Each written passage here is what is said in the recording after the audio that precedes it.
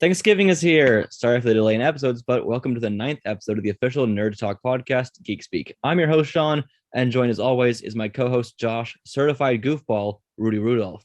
This is the podcast where we watch movies, make movies, play games, and more. What else can you ask for? And today, my friend here, Hunter Ferris, is known on TikTok as WholesomeFilmTalk, previously Story at the Core, and has amassed over 25,000 followers because of his love of film. Welcome, Hunter, as our first ever guest. Hi, Sean. Hi, Josh. Hi, people who are listening/watching to this. Yeah. For those who don't know, usually you can listen to this only as an audio format, but we have this on YouTube today as a video as well. Woohoo! We talk like about that. movies, and so we're on video, so you can have a visual component to talk about Crazy. visual media. See, the only true way to listen to a podcast is by watching it. So as I said before, Thanksgiving is here. It's tomorrow when we're recording this. That's awesome. Do you guys have any fun Thanksgiving traditions you do? What do we do? We eat the food as obvious, as you do on Thanksgiving.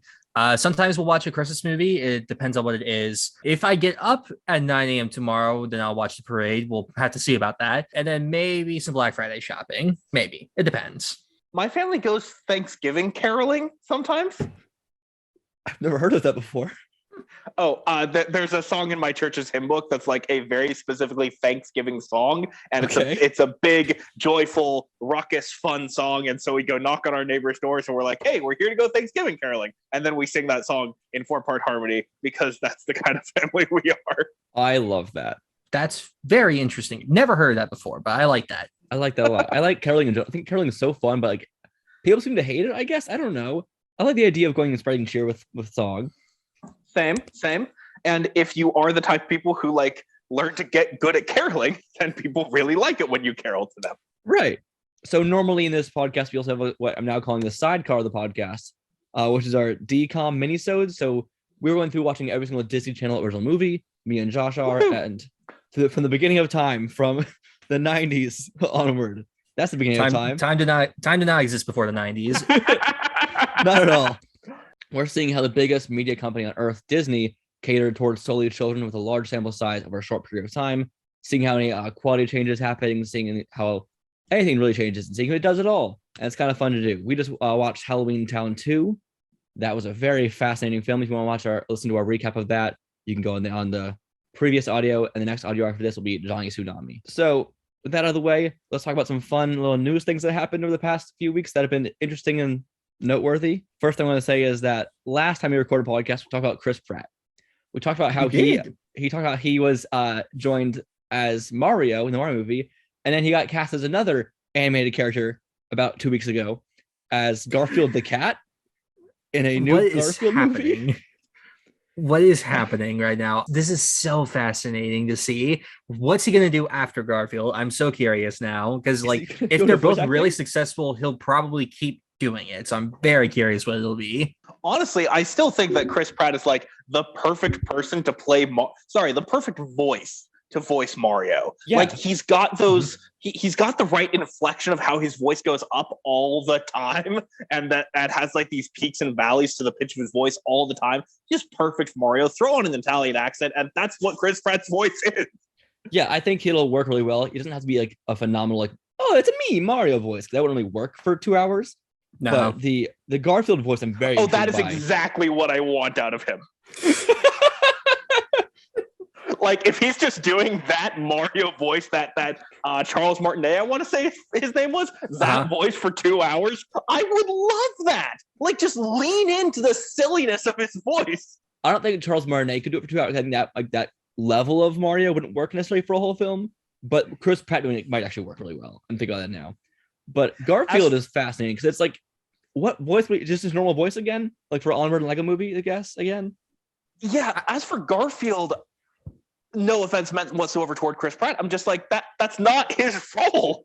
He plays Golden Retriever Gamer Boys. He plays upbeat, positive character. He is the living embodiment of a Golden Retriever.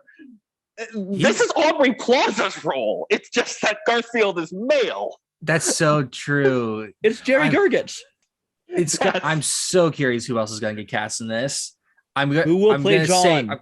I'm going to say this. Kevin Hart will be a voice in it. I don't know as who, but Kevin Hart will probably be voicing it. I would actually love to see Michael Cera as John Arbuckle. I would love that so much. That's fantastic. Yes. Anyway, so we also on the podcast, we don't really say good or bad to anything. We say yay or nay because film is all subjective. There's no really objectivity in art. It's all preference. So do you all give this a yay or a nay to this news? I'm going to give it a yay purely out of just, I need to see what this will be. Because like you don't announce something like that and then don't deliver on it. So I need to see what will happen with it. I'm going to give it a nay because I really liked Bill Murray voicing Garfield back in the day. And I was like, that was perfect. Why are we not just getting Bill Murray back? Like, there's no better person to voice Garfield than Bill Murray. But at the same time, I do love hearing Chris Pratt's voice in anything. He is a decent voice actor. Like, he does a good job with his inflections and his like personality with his voice, which I'm actually really impressed with. Like in Onward and in Lego Movie, he had a lot of fun with the characters. But I think I'm kind of indifferent, but I'm going to give it a nay for the sole reason that this should be, out of any Parks character, it should be Jerry, not Andy. I would also love to see Nick Offerman voicing Garfield. Same thing. Yeah. Yes. Oh, that'd be great. Like low timbre could work really well with this. Yes. That would be great. Nay, yay. So Josh, you're outnumbered here. I'm sorry. Man, Josh, you've been voted off the island. All right, have fun with the podcast without me. Another thing that happened, another voice acting thing that happened is John Krasinski was officially announced for playing Superman in DC's Super Pets movie, and then also the trailer came out. But whatever. The casting. You guys hear about that at all? Yeah, I think this is a good fit. I think Krasinski is a good enough actor, and he can bring that level of charm needed for this version of Superman. And I think even thinking of him like as a live action Superman, I think that he could work as well. So I'm fine with this. Yeah. I saw the trailer, heard his voice in the trailer. I think Krasinski does a great Clark Kent. Yeah, like his voice just feels perfect for Clark Kent, and I'm like trying to get used to his voice as Superman. I think it's funny because I've been telling Josh for years now, I want him in the DC universe, but as in live action, as Hal Jordan Green Lantern, I think he'd be perfect. He's like my top casting choice. He has the comedic timing for it. He has like the physique for it and the seriousness he needs for that kind of cop role. I think he'd be great. But Superman, like picturing like his voice, like his Clark Kent, I think works really, really well. He has this like kind nature to him, and I like that. So I'm giving this a yay. Did you guys see the trailer? I saw half of it. Okay. You probably saw the half with John Krasinski. Yeah. Honestly, at first I thought that it like Dwayne Johnson as Crypto wasn't going to work, but like now that I'm seeing it, I'm like, you know what? This actually like does work better than I thought it was going to. Dwayne Johnson? Yeah. Wow. And Kevin Hart is Ace the Bat Hound. Oh yay. Sorry, if I may ramble for a bit, I've been wanting Ace the Bat Hound in a movie for so long, simply because, like, the mere first off, having a dog in a Batman movie immediately makes that Batman movie better. The mere presence of Bruce having a dog is a great way to communicate who Bruce is in this particular version. Batman Begins is a much more emotional Bruce, so having Ace act in the role of an emotional support animal would really support, no pun intended, the kind of character that Chris Nolan is setting up in Batman Begins. In The Batman, it's much more of a detective noir story. Having him be like a bomb-sniffing dog would be a great way to communicate who Bruce is. In Zack Snyder's version, he's a much angrier Batman. Having him be an attack dog, just giving Bruce a dog tells us everything we need to know about who this Bruce is, because every Bruce has been different. Yeah, I would love to see in like going to the Nolan point. I think Ace would fit really, really well in The Dark Knight Rises. Like that retired Batman is like having him by his side. Especially since it's literally Catwoman breaks into his house and steals his stuff. Being like sick him would be great. Absolutely. And I think that just like introducing Ace in a relatively mainstream movie, I think gives us a little more hope to have Ace in more live action Batman projects. Plus it's Kevin Hart. That's fun. Is it like contractually obligated that every other movie Dwayne Johnson, Kevin Hart makes, they have to appear with one another? Because like even in Hobbs and Shaw, Kevin Hart appears in it, and like it's only for 2 scenes, but like he's in it, and like I'm fine with this. But like, is it contractually obligated for both of them? Like, I'm just curious. God, I hope so. So John Krasinski as Clark Kent in DC Super Pets, yay or nay? I'm giving yay. Yay. Moving on. This is kind of funny. For GQ, Jacob Batalon said that Tom Holland would love to play James Bond. And he keeps saying, apparently on set, he keeps saying how would he be a great Bond. If that's true, fascinating. This would be really interesting because I think that if Tom Holland did get the part, I think that it would have to be, again, a very different James Bond than what we've seen in Daniel Craig and all the other versions, which I think that's a good way for keeping the franchise going, is by introducing these different kinds of versions of Bond and these different ideas of what we could expect from him. And like even Dwayne Johnson also recently said he would like to play Bond. Could I see that? Who knows? But that, again, would be a very different interpretation of the character. But I think that going that route of different versions, I think would help keep the character alive as well. Okay, go. Hear me out. We get Dwayne "The Rock" Johnson, Idris Elba, Tom Hardy, and Tom Holland all playing James Bond in the same movie. It's Bond into the Bondverse. Oh my God. I'm down. If something like that, I would pay money to see. Oh, I'm not even a Bond fan, and I would pay money to see that. That's the thing. I'm not a Bond fan really either. I've never been a huge fan of what I've seen. As a kid, I watched things of part of either Goldfinger or Golden Eyes, and I was little. I'm like, this is fine. It's like my dad's kind of like spy era movies. I think why I watched some of them when I was little. And then also I watched Casino Royale, and I know it's like people objectively good. I watched it maybe like 5 years ago. I'm like, this is fine. I was never a huge fan of these kind of spy movies. I don't know what it is about it. I watched part of Jason Bourne, one of them, and I wasn't a huge fan. But I think just Tom's too young right now. I want someone who's in their 30s, 40s who has that experience for that kind of character. Again, as someone who's not been a huge fan of Bond, I think that he could pull in people who have been a fan of Spider-Man or comic books. So he could pull in a different kind of audience. Like, I would go to see him as James Bond because I like Tom Holland. So something that always weirds me out whenever an actor says, I want to play Bond, is that like half the time they already did. And like, why? Okay, now please understand, I am coming at this having only seen one Bond movie, and it was Spectre, which a lot of Bond fans are like, oh no, dude, I'm sorry, you need to watch another Bond movie. That wasn't the right. Anyway, I'm not saying anything against Spectre. I'm just saying that like that's where I'm coming from. What I understand of Bond is he is the quintessential gentleman spy, and so I'm like, when Henry Cavill said, when everyone's like, we want Henry Cavill playing Bond, I was like, he already did in The Man from U.N.C.L.E. He played the quintessential gentleman spy. I know he did a great job. I would absolutely love to see him coming back as Napoleon Solo in another Man from U.N.C.L.E. movie. But I'm like, why do we want him playing Bond? He already did. Or like Taron Egerton. I know nobody said he should play Bond, but I'm like, that's what Kingsman is. That is the whole entire point of Kingsman. So when Tom Holland said, I want to be Bond, I'm like, no, you want to be Eggsy. I know you want to be Bond because like Bond has this long-standing British tradition, but like if you just want to play a gentleman spy and you're young, go play Eggsy. We have other gentleman spies. That said, like James Bond has this long-standing British tradition. It's probably kind of every British male actor's dream to play Bond. I'm also just like not really understanding Bond well enough to be able to say, yes, you are the right Bond, not the right Napoleon Solo. Because to me, Bond is just a quintessential gentleman spy and nothing else. Also, I'm just sorry, very, very brief rant. An actor saying that they want to play a character is just an opinion. It is not saying anything about whether they will or will not play the character, but it does give us fun stuff to talk about on a podcast. Exactly. I put it there because I also think it's funny because Jacob Batalon said it. Not even Tom Holland. Jacob said that his co-star wants to play his character. I think that's really funny. I think Jacob Batalon, wingman. I think out of all of us, I've seen the most Bond films, and by the most, I mean I've seen all the Daniel Craig ones.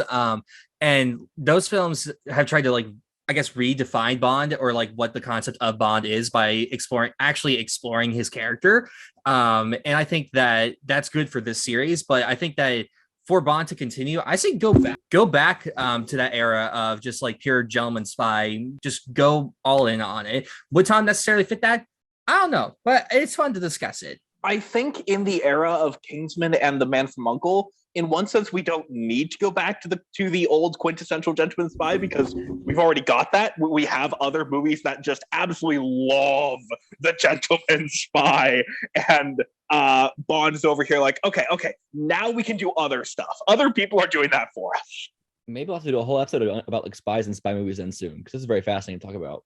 Yeah. But for this specifically, I'm gonna say nay, because I'm not a big Bond guy anyway right now. I'm not a big spy guy in most movies right now. So that one already is not too great for me. But I think the idea of his is a little fascinating. But he's just too young right now. And I don't know if he'll be Peter Parker as Bond. Like he kind of feels right now in the Uncharted trailer. He feels like he's just being Peter Parker again. If he can show that he can do it very differently, that'd be interesting. But right now it's a nay for me. Oh, I've seen Tom Holland have that level of charisma and command of like, I'm in charge here and I'm going to go get the job done. And I'm going to break the rules if I have to, but also I am charming, I am suave. Like he can play a great Bond. I'm also just like, that's just Eggsy. That said, I would love to see Tom Holland in a spy movie again. The last time that he was in a spy movie, he was not the spy. I'll go and give this a nay, just because I want a break from Bond, because we've got Kingsman's coming out. There's probably a whole bunch of other spy movies down the line. Give Bond time to think of a new way to live in this world, like where the Kingsman exists and like all these other versions of spies and stuff, and find a new fun angle for it. I like that perspective. I will say a yay, by the way. Cool. Because Tom Holland is awesome and Bond is awesome, and putting the two together actually does seem really cool. And like letting Tom Holland lean into his sex appeal, just like Bond would be a great role for Tom Holland. That's fair enough. Leonardo's piece that's kind of small, like whatever. Tom Holland is in a movie called Spider-Man No Way Home. A trailer came out a week ago. Nothing major. That thing. I'll I haven't heard of this. Is this some sort of little indie movie? Yeah. It's really small from a studio called Marvel. It's not going to be that big. Like it might have the other ones from the past, but like who really cares? But seriously, this trailer is for me as a yay. I'm excited for it. Oh, I'm not going to go too in depth. Yay. Yeah, it's really cool. Look, if I get a nostalgia fest out of No Way Home and I get a multiverse out of No Way Home, I will be happy. It is hard to displease me with fan service and a multiverse. Agreed. Also, I love Andrew Garfield so much as an actor. Like Tick Tick Boom, we'll talk about soon. But also, just like his Spider-Man's my favorite Spider-Man, and so getting him to see him do it again. And apparently, they also talked to Sam Raimi and Mark Webb for characterizations, which I think is really cool. I read that yesterday. Yeah. So if that is the case, I love that, because just having actors wear costumes again and by the different director and writer doesn't really mean make it the same characters anymore. It just be different interpretations. So having the original creative teams even like consulted is really cool to me if it does happen. I had not heard about Sam Raimi and Mark Webb getting consulted. If that's true, that's really cool.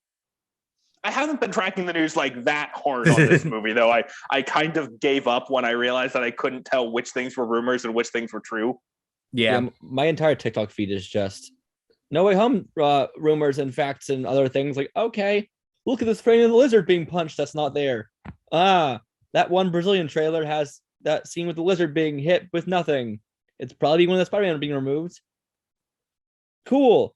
We know they're in it. Just say it at this point. I still want that. I want to wait for the reveal to be in the movie. Like, and Sony knows that we know they're in it, but they're going to be like, let's save it for you, just for you, even though you already know. Yeah, if Marvel and Sony are going so hard as to put Andrew Garfield on an NDA so that he can't say it, and if Marvel and Sony are intentionally hiding the truth and intentionally lying to us, there is a reason. And I want to watch it the way the director and studio intended, instead of just like being spoiled. The word spoiler has the word spoil in it for a reason. I don't want to spoil the experience. Guys, I'm not the werewolf, because he keeps saying constantly.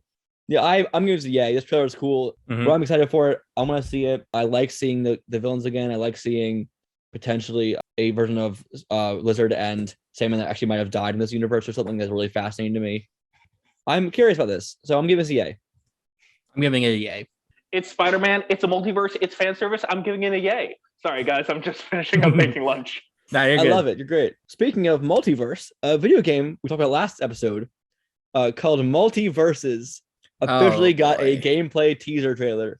we talked about this last time, and how we talked about how the rumor to like people like Tony Soprano or something like that. Because this is a game that one person is making that has Batman, Shaggy, Gandalf, Arya Stark, a bunch of random characters from different Warner Bros. Franchises. I'll give them this. They've got enough characters to make a game like this work, but why it exists, I don't exactly know, but it's free to play. So like, I can't really like get mad at it that much if they're going to go out of their way to say like, yeah, it's free. You can play it like for free whenever you want. So I'm like, I'll give them props for that.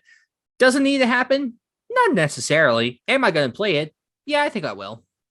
So as for whether it needs to happen or not, I'm going to give the very hot take that the world is better for having more art, and that the default should be, oh yay, more art, and not the default being this art shouldn't exist and needs to justify its existence and is guilty until proven worthwhile. And I'm like, no, it's art. That makes it good, unless it has like some extremely malicious intent. Until it gets like triumph of the will or something like that, it is good that it exists just for the sake of being more art. That is my extremely hot take. That said, I've never heard of this whole Multiversus thing, and I'm not a gamer, so like, I don't know. My thing with this is that I agree with that point, but it also feels very capitalist right now. Because it's just like literally just a bunch of random characters. Then again, so is Smash Bros. So whatever. I will say this feels like what the Nicktoons Squad battle game brawl, whatever was supposed to be in terms of the budget and the way that they actually have voice acting. They actually have like proper like attack animations. They have actually a more clean version of what that Nick game should have been. My biggest issue with this right now so far is that they have pick and choose random characters and not like groups from franchises. Like they shouldn't have Shaggy. They should have the Scooby Gang. They shouldn't have Arya Stark. They should have her and Jon Snow and even a Direwolf. Like you have like a bunch of things, like how Smash Bros has like factions of characters basically. Yeah. I will say it is kind of hilarious thinking of Batman just being the crap out of Jake the dog, or like Arya Stark stabbing Steven Universe. Like it's fun thinking of things like that. Or imagine Shaggy having to use 1% of his power. It's funny to say that because in the game he has the Ultra Instinct Shaggy meme version. He has all the powers of like the god. Yes. So I'm giving this a yay because I don't know why I'm giving it a yay. But maybe Tony Soprano will be in it. So that seems neat. Sorry, I don't know what this game is. I can't really give an opinion. I do, however, love it when companies turn memes into canon. That is absolutely amazing to me. It's great. So this person here, Hunter here, has started watching Avatar: The Last Airbender recently. Woo!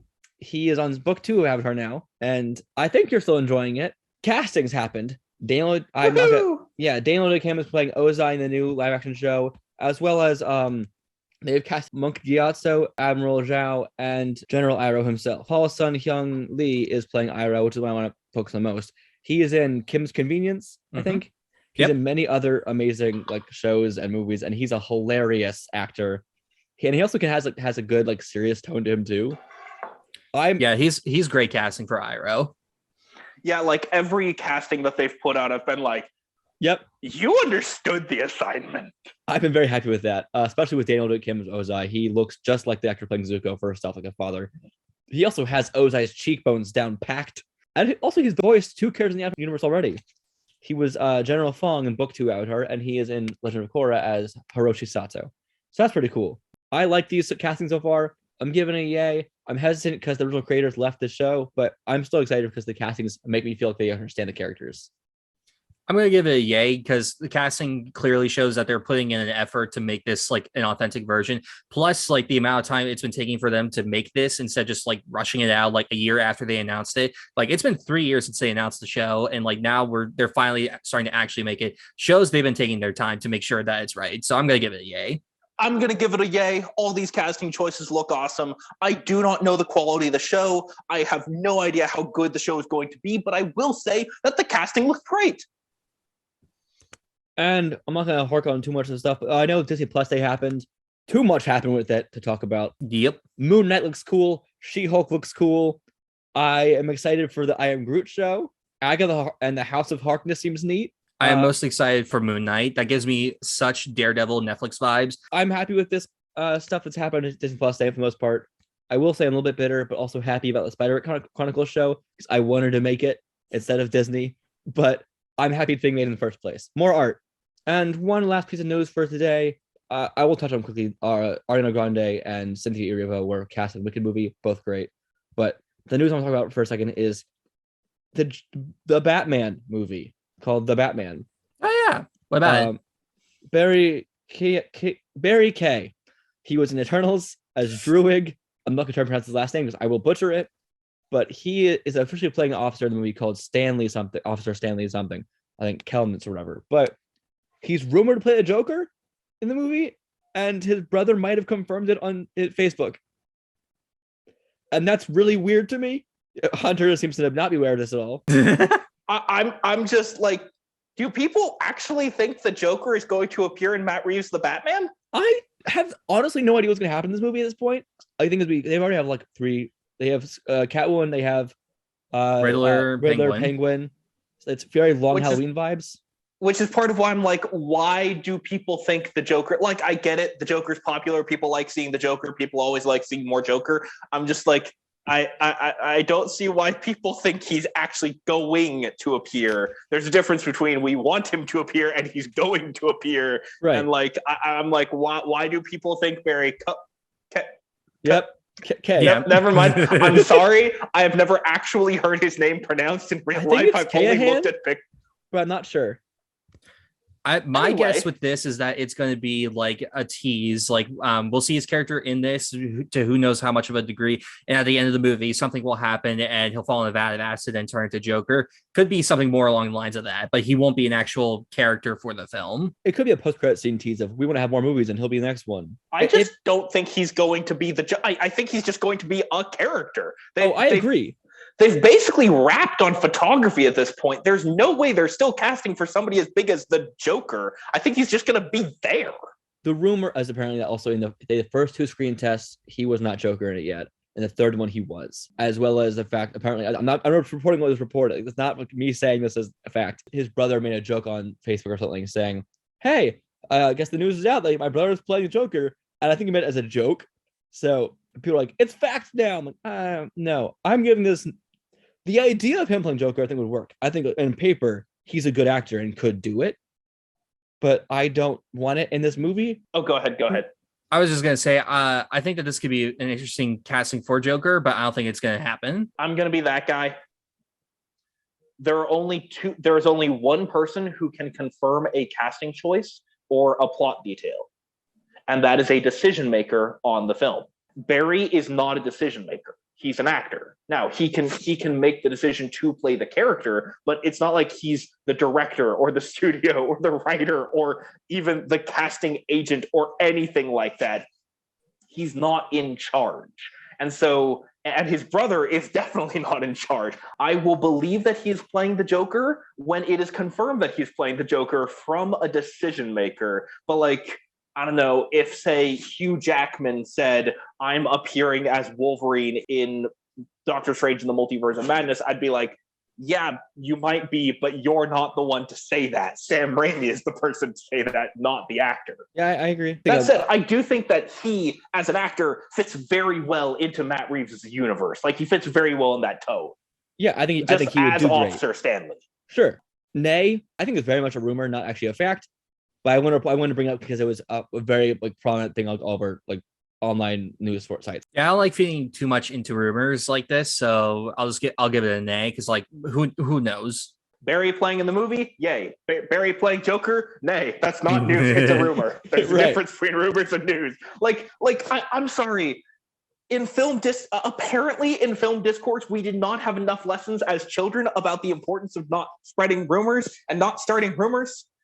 Did anybody here have any of those really cheesy PSAs as kids about why not spread rumors? Or did anybody here have their mom say, hey, don't spread rumors, it's not nice? I'm not trying to be a jerk. I'm not trying to be rude. I'm just we already learned this lesson as kids.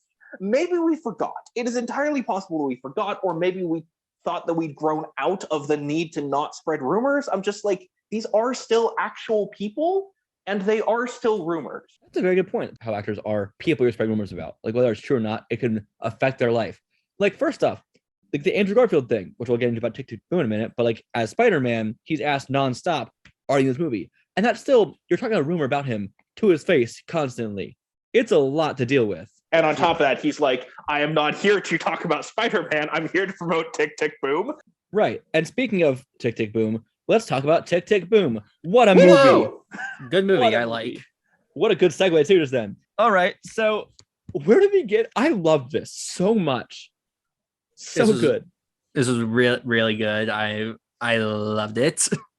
Hunter, do you have background at all in theater or musical theater or anything like that? Oh, yeah. I did some community theater in like junior high. And like I've been around theater kids all my life, and I've been involved in theater to some degree all my life, and like got to do a little bit of musical theater specifically in junior high. I'm also currently writing a musical. Whoa! So like Tick, Tick, Boom really hit home for me, because like the whole time I was like, I feel that I relate to Jonathan a little too much. Josh and I watched it the other night at like 2 a.m. Good plan. Yes. We had class next day. It's fine. This is a fantastic movie, but more than just that, it's a love letter to musical theater. And like I think you made a TikTok about this yourself, Hunter. But like this movie, I loved it for not the reason that a lot of people probably love it, of what a good story and stuff. No. This movie feels like they're putting on the show in a way I've never seen on screen before. Like Into the Woods, the difference is they adapted the script and music and put it on screen. For movies like Dear Evan Hansen, they tried to adapt the story and the music put on screen, like adapt for film. No. They didn't adapt this for film. They did this show, but made it in a movie format. For instance, Tick, Tick, Boom originally is a one-man show. And it gave me, I got the vibe of that a little bit because I thought about the show I saw, This Wonderful Life, which is a one-man show retelling of It's a Wonderful Life. And it's really fast. It's a great play. But this reminded me of that a lot because in this movie, we have the Andrew Garfield playing Jonathan Larson on a stage doing the Tick, Tick, Boom to an audience. And we see the audience and we are put in the position of that audience. So we are in the audience watching his show as he's retelling the story and narrating the story that's happening and intercutting with the story. And it's almost as if Andrew Garfield's movie is playing an actor playing Jonathan Larson doing Tick, Tick, Boom. And it's amazing because it really puts us in the seat. So the way I saw it was that the stage performances were kind of the narrative framing device, and that after having gone through all of this experience, Jonathan gets to tell his experience to an audience in the form of a stage play and then in the form of a movie. And like the very presence of this movie feels like everything Jonathan would have wanted. Right. I said to Josh, this is the only movie, musical, or adaptation of a play that's ever given me the same feeling I've gotten while being in an audience or even close to it for a show, because it does do that. It's like the narrator on a stage is usually someone who comes on the stage while things are either happening or pauses that people freeze frame. He talks about it or sings about it, and they cuts back to them and they keep doing things again. And it felt like that. It felt like he is a narrator trope the way they do it in a stage and not the way they do it in a movie. Because he's visibly there, he's acting and performing and giving his all like a theater performer does. And it's recounting his life in this fascinating way. But also, this does play with diegesis a little bit because in diegetic content in film, anything that's in the universe like diegetic sound is sound that's like playing in a device in the film, whereas non-diegetic sound is like a score that the character's gonna hear. Like in The Greatest Showman, there's a scene where a character starts singing, and then on screen they don't sing anymore, but they start to keep singing in the soundtrack. I hate that, because if you're doing a musical, let the characters, they can keep singing because that world is already funky and weird because it's a musical. Let it exist like that. And they did that here. Like at the diner, they're all singing. People turn to them and start singing along and it stays consistent the entire time. It's like the entire thing is a Broadway show, but in that world. And it's so amazing to watch that way. One of the things that I kind of love about Tick, Tick, Boom is that like Tick, Tick, Boom is what I want movie musicals to be. In the sense of like a musical in and of itself is an inherently formalist medium. Formalism, for people who don't know, is the opposite of realism. Realism being the philosophy that the purpose of film is to accurately capture and portray life. Whereas formalism is the belief that the purpose of film is to capture things that cannot be in real life. So think of, any movie ever these days. We have not had a movie try to be realistic in decades. Last movie I can think of that was trying to be realistic was like back in the 50s. But like nowadays, formalism is kind of the norm to the point that people think that's what realism is. No, like we are living in an era of mundane formalism. Anyway, musicals are an inherently formalist medium. They cannot and should not be realistic, because one of the strengths of musicals is that it allows you to play with the form of film in ways that no other genre does. You get to have characters being using diegetic sounds in universe in rhythmic ways, in ways that like no other genre can. You can't have, I don't know, think of the "This is the life of Bo Bo Bo Bo." Mhm. Think of that whole scene and everybody joining in. That can't be in a movie that isn't a musical. Or think of the diner scene, how to represent how Jonathan feels trapped and how Jonathan feels like if he just gets on Broadway, then he'll be free from this diner. They have the wall of the diner fall off and Jonathan walks out of the diner through the wall. Like, that is a perfect way to represent that through subjective filmmaking and formalism. And that's like what movie musicals are built to do. And it's wonderful. They just really lean into that. Do they lean all the way into that? No, it's not Speed Racer, but they really lean into that in ways that like I would love to see more movie musicals do.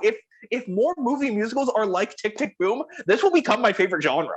And none of that felt out of place. The diner coming apart. That felt natural. And I believe that it was happening, but not happening. Like I watched on screen and believe that on stage that would happen and it'd be okay. The diner actually doesn't fall apart and come back together in real life. Yeah, like the main thing about Tick, Tick, Boom and movie musicals and just like communicating that feeling is that like you need to get across the idea that this is not what's actually going on in universe. This is simply how the filmmakers are choosing to portray what's going on in universe, whether it's how the character feels or what the character is saying or whatever else. Go ahead, Josh. No, this has been fascinating just listening to this whole discussion. What I love about movie musicals, when they're done right, I love how they embrace the non-realism of it all. I forgot the word. Formalism. Formalism, yes. Embracing the formalism of the medium of both film and musicals, and just being like, this is how it is. This is what it's going to be. Like, the first time I felt that in a very long time watching a movie musical was La La Land. Like the whole opening musical number of that is like on this highway, everyone's just singing and dancing, and then everyone gets back in their car. And then there's multiple dance sequences that are just through time and literal space. It's so formal in just everything that it does. And I fell in love with that. And then the last time I saw that before Tick, Tick, Boom was the original version of West Side Story from the early 60s. Because, and like to Sean, I felt like that's probably one of the best representations of adapting musical to film, because while it was a good film, it felt like a very good adaptation of the show. I felt like I was watching the show happen before my eyes, just with the way that it was framed and the way the numbers were done, but still embracing the film format of itself and never being ashamed of that. But what I don't like about the movie musical genre is what Disney's been doing to it outside of the animated films. They do not like to embrace the formalism of it, despite it being, you know, movies about genies and beastmans and literal talking lions. They feel ashamed to want to embrace the formalism of it all. And it really makes me sad that they've made so much money, but they've kind of twisted how people see musicals movies. But like with Tick, Tick, Boom, going back to that realm of formalism, like makes me really happy. And that the fact that people have been embracing this movie as much as they have really makes me happy. I want to touch on one thing you said. That's one thing I thought was fascinating about In the Heights, because it didn't always fully embrace it to me. And like Lynn as well. Weird. I felt like it did for like almost every musical number. Like I didn't feel consistent with the world it was around it, though. That's my biggest issue with that. I wish it was all a consistent style of how the world understands the musical environment. Like in a Broadway show, no character will ever walk on stage and not understand the singing. Yeah. Or not understand what's going to happen. And In the Heights, or like a lot of movie musicals now, some characters aren't in the loop in that world, I guess, aren't a part of that same environment. Well, first off, for anyone who doesn't know, what is Tick, Tick, Boom about? Because we have an audience here who probably never seen this movie yet, and we're just ranting about this movie, who people might not have seen it. It's fine. They don't need to know what it's about. Tick, Tick, Boom is about a 30-year-old Jonathan Larson who would later go on to write the musical Rent. When he's, struggling to pay his rent. Specifically, he's on the cusp of his 30th birthday, feels like he hasn't done anything with his life, is almost done with his first musical, and feels like his life is just falling apart around him as he's finishing this musical. Whether it's losing his best friend, one of his friends going to the hospital with AIDS, he and his girlfriend having relationship struggles, and trying to find a place of creativity in a world of stress. I also love that, like you were saying earlier, a giant love letter to musical theater. And I think it's because of the amount of creatives behind it. You have Lin-Manuel Miranda, who created In the Heights and Hamilton. This is his first time as director. The screenwriter, Stephen Levinson, he created Dear Evan Hansen, and has written a bunch of other musical stuff. And then, of course, this is based on a musical by Jonathan Larson. So, like, all of that combined together, it works so well. We haven't really touched on the performances yet. Andrew Garfield is phenomenal in this role. He understands all the tics and habits of Jonathan. The way he plays it just feels so natural and realistic. You can understand and really feel his perspective the entire time. You understand why he's pushing aside people in his life. You understand why he's so stressed out, his paranoia. You feel for him and you want him to succeed, but also want him to connect with people better. Like, you understand all of that. And it comes across because his nuance and his performance is so well done. On the topic of the performances, gosh, I cannot remember his name. I want to say his name is Rafael de Jesus, the guy who plays Michael. Yes. Mm-hmm. I've never seen this guy in a movie before. Me either. Like, I looked through his IMDb and I've literally never seen him in anything. I love this guy. Like, he was great. I want to see this guy in more stuff. Vanessa Hudgens had so much just charisma in this. She just oozed charisma through the entire movie. Alex Shipp is always great. Yep. The musical is about him writing a show, which is Superbia. this show. Yeah, Superbia. Very fascinating, because actually the plot of this is, at its core, is he's writing Tick, Tick, Boom. Basically, it's the journey of how he got there. I also talked to you briefly about this, Sean. It's fascinating seeing an artist write something about themselves while they're still alive and still in that process of getting to that heights of eventual greatness that they have. How this doesn't feel egotistical, because this very much could have come off as I'm the greatest that there ever was. Everyone's just wrong, but it felt very real and very human, that he is aware of his own flaws, but also of what he can do well. And I think that Lin-Manuel also understood that with directing it, and I think that it came across very well, as well as Andrew's performance, of course. Yeah, which is something that I kind of love about. We were talking about how it's a love letter to musical theater. So I was saying in my TikTok that this is not a celebration of Jonathan Larson. Right. Mm-hmm. This isn't saying that Jonathan Larson is good, but it is a love letter to Jonathan Larson. It's saying, Jonathan, you are flawed, but we love you. We want the best for you. You can feel this fondness and affection while not feeling like a celebration or propaganda film. Jonathan apparently plagiarized a decent bit of the show Rent, but also doesn't really, at the end, he put on a show that at the same time put more people of color on stage, put more queer people on stage. He did a lot of good work while also doing flawed things, and that's how humans work all the time. But it's also constantly showing his self-doubt. He is not saying his grace. He's saying that I need help. I can't do this. The entire story is, can he write one last song for this show? And he does, but he pushes people away in the process. I was gonna say it's great. I love that. I love that Sondheim is there, and it makes his life even more stressful. And Sondheim calls him, and you think it's gonna be great, but he still can't put the show on because too not mainstream and too expensive for the time. Now it would be on stage fine, be more shows on Broadway, and that's fine. So it would work. But at the time, it couldn't at all, and that's so heartbreaking. On the topic of him being egotistical, Jonathan does present himself as, I was an egotistical brat and a jerk when I was 30. Remember the musical of Tick, Tick, Boom, the one-man show that Jonathan Larson played in, came out 10 years after it's set. So he's able to look back with an eye of more maturity and be like, I was a terrible human being. And even in this movie, he straight up says things like, I'm the future of musical theater. And then he turns out to write 2 shows ever. And one of them, nobody had heard of. Okay, sure. People had heard of Tick, Tick, Boom. Just mainstream wise, people hadn't heard of it. Yeah, it's no Phantom. It's no Wicked. It's no Lion King. Or it's Tick, Tick, Boom. And people had heard of Rent and heard one song. He is not the future of musical theater. Says that to a friend as just a straight up act of arrogance. First off, I love in that scene when he says that to someone. It's someone random off the street.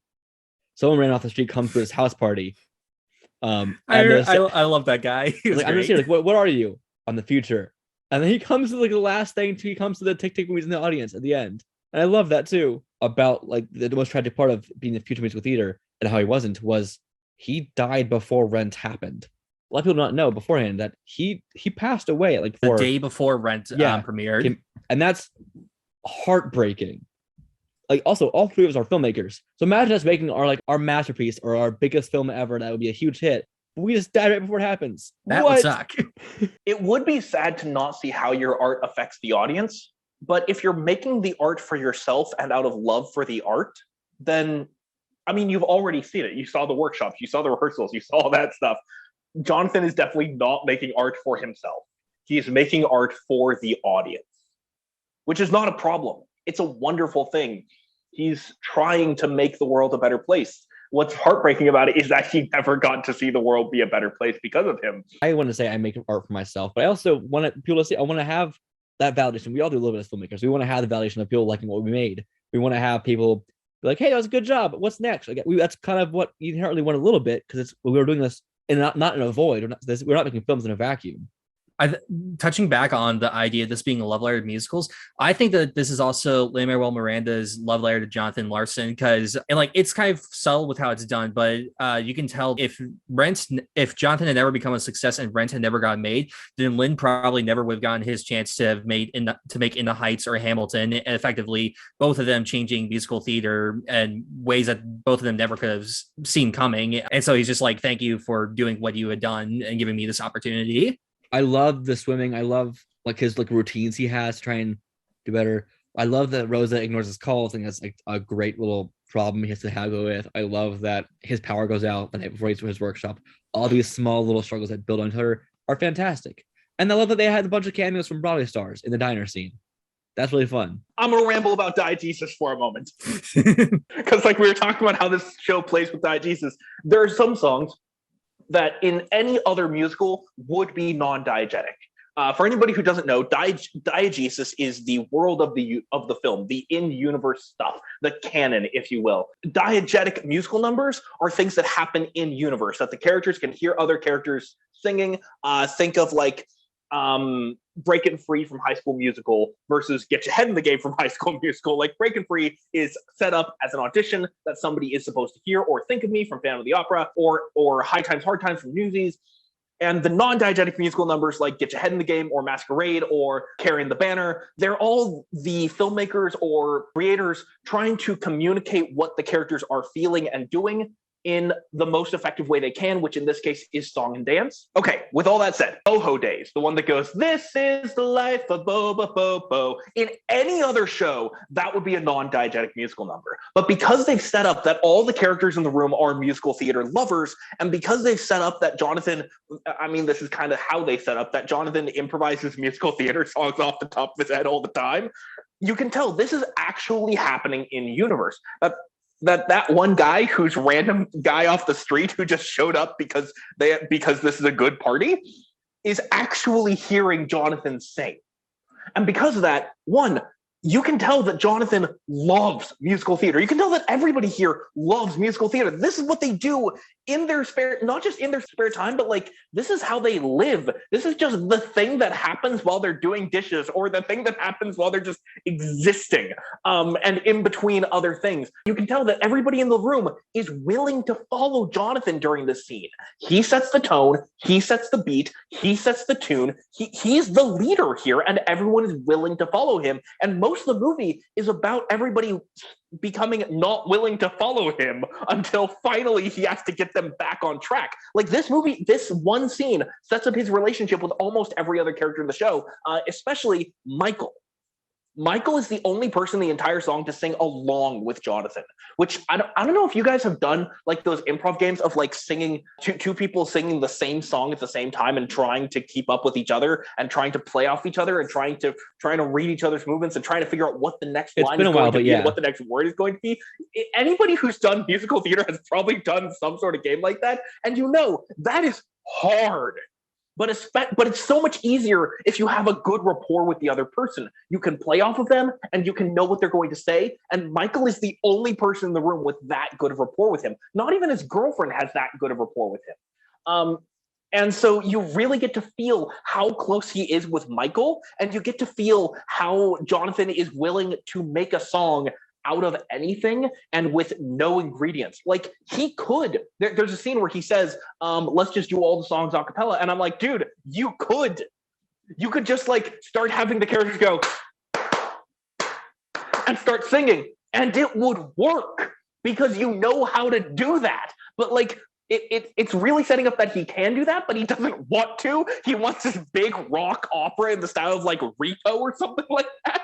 And then later on, during the song about Michael, right at the end, when he's just figured out that Michael is HIV positive and he goes to the piano and starts playing, in most musicals, it would be kind of like, I don't know if this is diegetic or not.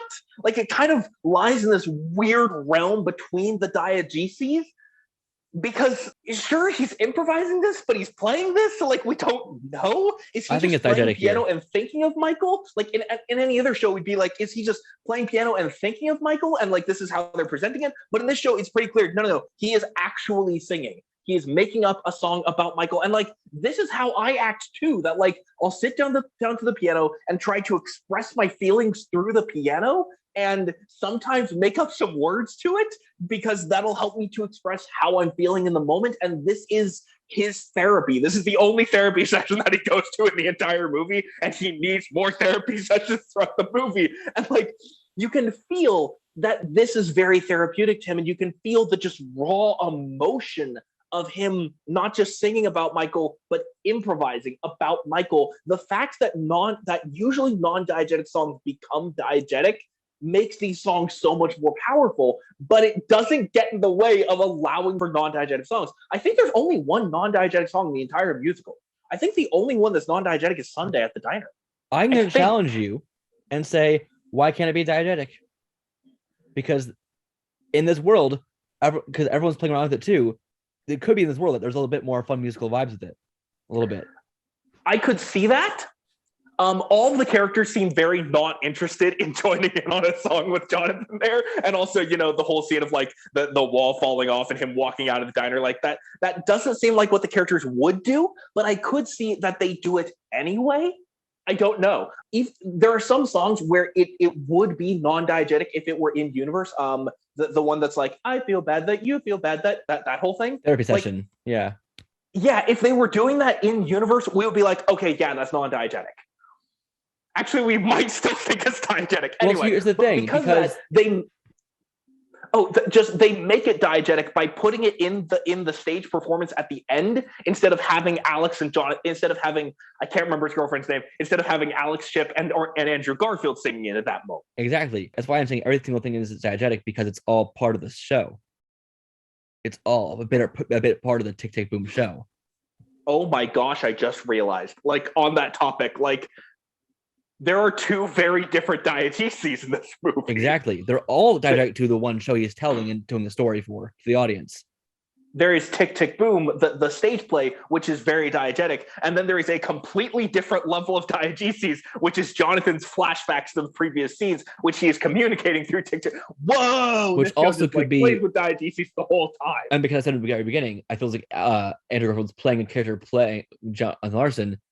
Everyone in those flashbacks in theory could also be actors playing those characters on the stage with him and interacting with the audience too, because he's retelling this, and it's clearly not a one-man show in this version.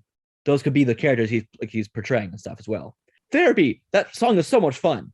That back and forth of like them arguing to the I feel bad that you feel bad about that's fantastic. I know that we were like trying to wrap up. If I may present a wrap-up question, we have time. Yeah, go ahead. Who are some filmmakers who you would want to see do a big movie musical in a formalist style? Edgar Wright. Yes, I would love that. Like that'd be perfect. I kind of want a Scott Pilgrim stage musical. Matthew yes, like he was the exact reason why I was going to bring up this question. I really want to see Matthew Vaughn do a musical. I also really want to see Matthew Vaughn do a heist movie. I've told us about Josh before. Those are my two favorite directors, so that's why. Okay. I would love to. Oh gosh, I think it would be really interesting to see James Wan doing a musical. Like he knows how to play with formalism. He knows how to play with the camera, and he knows how to do the subjective filmmaking that musicals need. But the kind of musical that he would do is not the kind of musical that Edgar Wright or Matthew Vaughn would do. I would, especially after seeing his new film *Malignant*, he does not care at all, like, on taking things seriously. So I think James Wan doing a musical could be so much fun. I don't know what the show would be. Maybe it could be like a Sweeney Todd kind of show, but it could be so much fun. Like I just saw a brand new Frankenstein musical, like created by two people who live in my city. And I'm like, I could see James Wan putting on like a Frankenstein musical or a Jekyll and Hyde musical or something like that. And it would be so cool. Please not a Saw musical though. I could see James Wan doing Repo the Genetic Opera. That could be cool. To add on to that, for Spielberg's West Side Story coming out in like 2 weeks now, do you think that he's going to embrace the formalism of it, or do you think that he's going to try to balance out the formalism with realism? Spielberg is obviously a very good filmmaker and knows what he's doing, but this is his first time doing musical, so I'm curious to see what both of your thoughts are. I have a feeling to be closer to Dear Evan Hansen than it would be to Tick Tick Boom in terms of style. Yeah, I think that Spielberg would, make a standard Spielberg movie, which is kind of like in the middle of realism and formalism. It'll be weird, really fun. Yeah. He'll like occasionally do like a dolly zoom, like in Jaws or something like that. I would love to see the Wachowskis do a musical. Ooh. Especially after, I haven't seen Speed Racer, but like they are filmmakers that know how to embrace formalism and are just we love this, because I think it's only Lana. I think she's the only one that's directing the new Matrix. So I don't know if both of them will work together again. If they do, I would love a musical from the two of them. Think of like V for Vendetta, like that style as a musical. Michael Gondry, he made The Green Hornet and Eternal Sunshine. It looks like, and that would be a mind because trip. His absolute bonkers style would be perfect. I love that.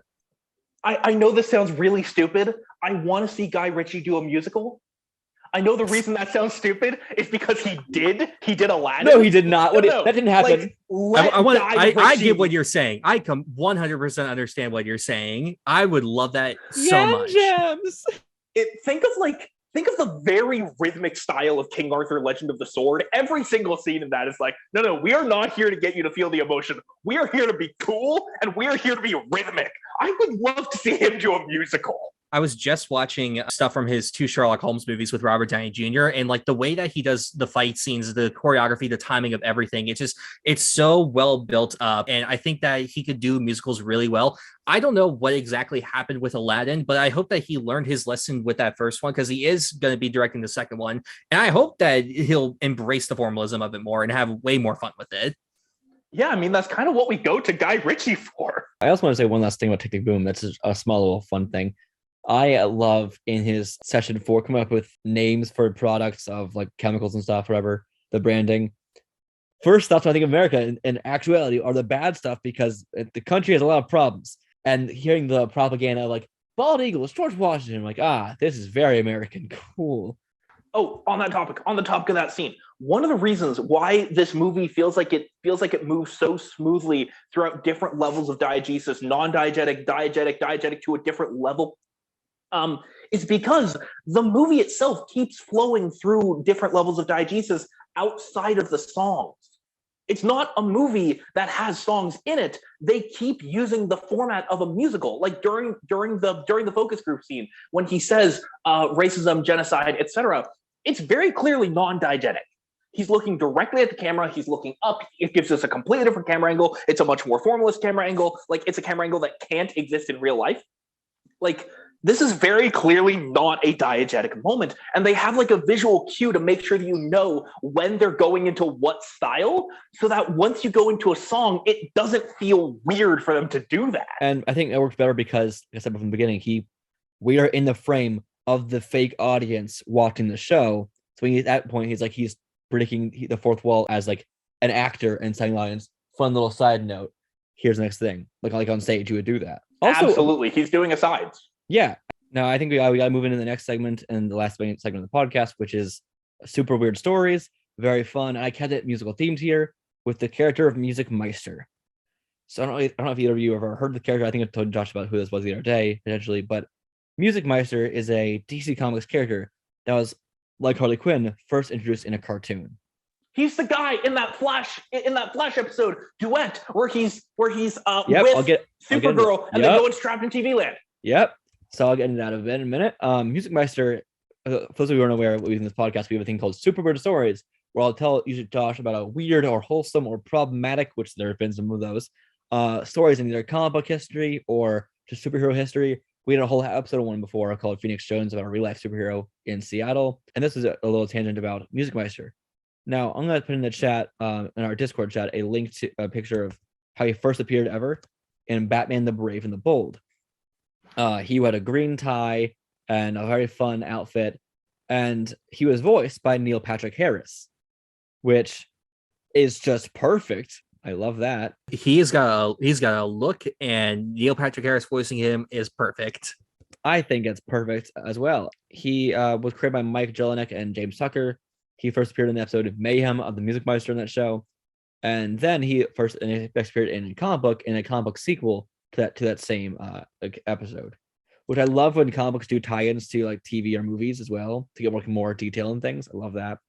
Now, he's a weird character, but he doesn't really have any hard set powers like in any medium. Most comic characters, even when they go from medium to medium, like or like show to show or something, their powers stay relatively the same. Like Superman's always gonna have super strength, heat vision, like flight, freeze breath, etc. But no, he's just like vague songs for the most part. And then he appeared a few years back on an episode of The Flash and Supergirl, which he was the villain, but wasn't a villain. What his job was to do was to put Supergirl, her boyfriend Mon-El, Iris West, and Barry Allen all into comas through song, where they will have dreams, like interconnected dreams that are all musical styling, and all of them are perfect singers. Because all they're on Glee and other things too, played by Darren Criss from Glee. And what they did was the whole thing was about love and fixing relationships, and it felt like the silliest sideway from the rest of the show was happening. There was dire stakes happening that season. Iris was about to be killed by a like future version of Barry, and it was like high stakes, big monster. Then we have a side tangent of let's just dance and sing. Why not? In fun dream comas of songs. I kind of love that when they did that, they used the Trapped in TV Land format to progress the character arcs. Because the point of the episode was to get Barry and Iris to actually like each other again, because they've been going through a lot of relationship struggles through the entire season. Right. I assumed the same thing with Supergirl and her boyfriend, but I hadn't been watching that show. And so like it wasn't just a random filler episode of fun for the sake of fun. It actually also progressed the plot. That said, fun for the sake of fun is always nice. It's just like you said, kind of a weird time to do fun for the sake of fun. But like fun for the sake of fun was how they were going to progress the character arcs there. And what's weird about that is on Supergirl, also Mon-El is played by her now husband. They were dating at the time. And it's very fascinating because in the show they break up permanently, I think. And it's like, why do this whole thing about finding love again through a song with Darren Criss as Music Meister? They are a character who has appeared in very little, but he's a metahuman, like in comics, and his ability is to cause every living being who hears his voice to burst into song and dance. That is his consistent power in comic books now, which is amazing. Everyone who hears his voice thinks they're in a musical temporarily. As I remember, because I haven't watched any of the CW shows aside from I think the first half of the first season of The Flash. So when I saw the ads for the musical episode that we're talking about on TV, I was just like, what happened to the show? Is this permanent? What's going on? And it's the same feeling that I get every time Riverdale does a musical episode. It's just completely out of left field. It makes no sense, but they're having a fun time. And about this character again, he appeared in Batman Brave and Bold, and in there he was able to, on cue, change his outfits like a musical actor can just change his outfits for quick changes, and he did it in different eras of musical people. Like he just changed an Elvis outfit, changed into a Frank Sinatra, Gene Kelly crooner outfit, right? And that's just something he just did. And a Cab Calloway zoot suit was one of the things he changed into, and I love that he has no alter ego. He is just Music Meister. There is no other name for him. He is solely Music Meister. And his origin is unknown. And he's been on almost nothing really since then. And I think that's a shame. Bring back music. Make him in a villain of a Justice League movie. Just for fun. Yeah, you ever think about how, as soon as you introduce as soon as you announce that Music Meister will be a character in your thing, you are saying so much about your tone. Like, can you imagine, like, Zack Snyder's Batman fighting Music Meister? No, that doesn't fit the tone. That said, I would absolutely love to see that. Or as soon as you announce that that Music Meister is going to appear, or like even Matt Reeves, the Batman, just not the right time for Music Meister. Just like as soon as you announce this character even exists, you say everything you need to know about the tone of your show. That being said, you can twist him in creepier ways, I feel like. He's inherently funny and fun. So if you twist that too much, is it still the same character? And this one is a character who in DC Comics shouldn't really exist, but does, and I love him. He's also just a character who really only works in an audio medium. Right. Like, film is an audio-visual medium. Cartoons, stage plays. But, like, I'm trying to imagine him in a comic. Like you said, he's been in comics, but, like, how? Do you want to see a picture? Let me pull up a picture of this. I mean, I assume that they just like have music notes and like have those little lines on the outside of speech bubbles that like show that a character is singing, kind of like they do when a character starts singing Christmas Carol. But like, I'm like that feels different in a different media. It works fundamentally different in a different media. Here's the comic book I think I just found. I'll put it in the chat as well. It's the same style as Batman Brave and Bold in the comic. Looks like he tied into. So it's still that same zany, fun environment. Here's some fun quotes from him though. Bullies used to pick on me because I sang in choir. What a quote. We also have, but something very strange occurred when I kept singing higher. The ruffians around me quickly fell into a trance, and it was then with wicked glee I made those puppets dance. And that's the first quote. And the second one is, the Music Meister sings the song that the world needs to hear. What a character. Why are you making him sound creepy? He's written it in rhyme, and Neil Patrick Harris voiced that, so that's amazing. I want to hear that episode now. Same.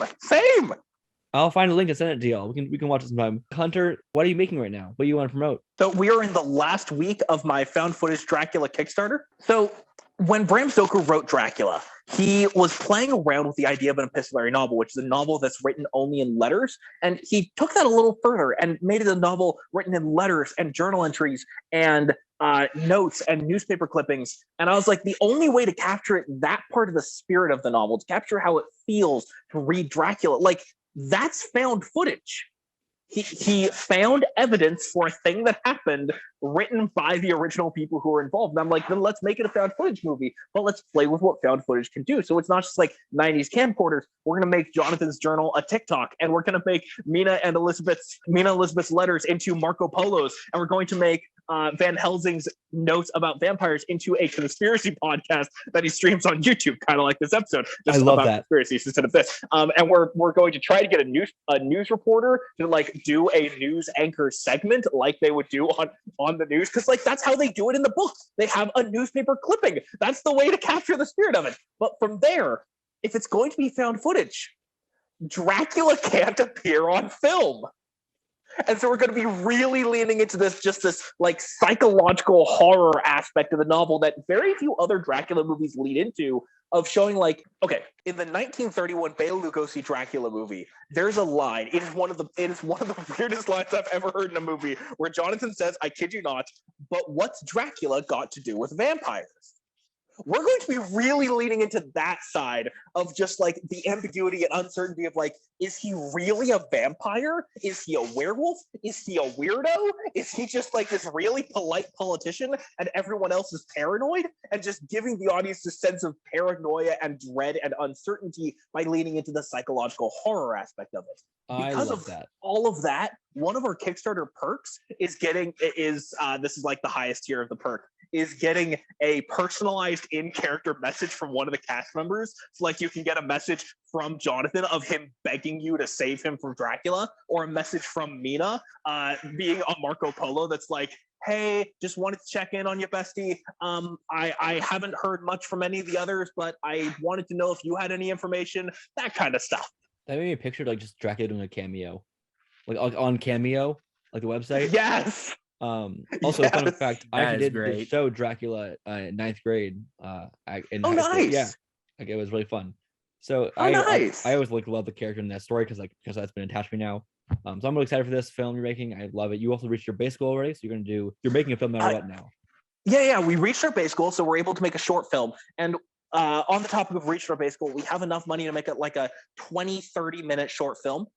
Our goal is to get enough money to make a 90-minute feature that adapts the entire novel instead of like having to gloss over anything. And to get that, we're going to have to get like $2,000 more in the next 2 weeks. But that said, we've reached our base goal. It's doable. We're going to make something no matter what. And thank you so much for the help. Yeah, of course. And everyone, please go check out this Kickstarter. It'll be in the show notes down below. By the time that this audio goes out, the Kickstarter will be ending, but you can still help out him by donating to his Venmo at Hunter Ferris or his CashApp, WholesomeFilmTalk. But this time, talk is actually spelled like talk, T-A-L-K, instead of T-O-K. So please donate there with the little note saying from GeekSpeak podcast to the film or something along those lines. Awesome. Sorry for the delay in episodes. Go check it out. Also, Hunter, where can people find you?